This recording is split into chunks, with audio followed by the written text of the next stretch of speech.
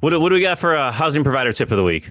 All right. So most of you guys know that in the city of Chicago, on any investment property, you're supposed to put the managed by sign. The managed by sign is whoever is managing the property, whether it be self-managing or whether it be the self-managing, a property manager or whatnot. Your information goes on there with your address and a phone number. Now, if you're owner occupied, maybe you're house hacking, you're not required to do that. You're exempt in that sense. But even down to the single family homes, you're technically how it's written, you're supposed to put a sign on there. So one, you make a decision on if you want to do it or not. For our single family homes, a lot of times we don't do it just so the single family home and the tenants, they kind of blend in with the neighborhood. We never want to be the sore thumb of a rental sticking out on a block because of that sign.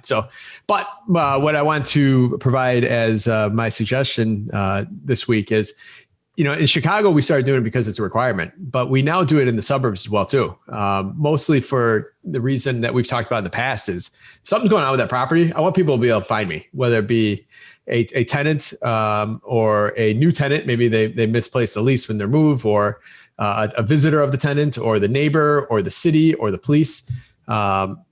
Coincidentally, last night we had somebody in a multifamily building. It's actually in LaGrange, a pretty good area. I kicked in a door and there's a police report filed, and the police were trying to get a hold of us, but they got a hold of us simply because our number was right on the front of the building. It's one of those villages that doesn't have a rental license. You're not signing up with them, so they don't have a fast track on that. But our name's on the building. They called it right away. They looked it up. They found the contact us email, and they're able to get a hold of us. So it's good practice. And then, there's a lot of you out there that are looking to kind of build a little brand as well, too. So it helps kind of on the branding front. We've had guests in the past that dominate a particular corner of a neighborhood or are going after only a certain type in a certain suburb.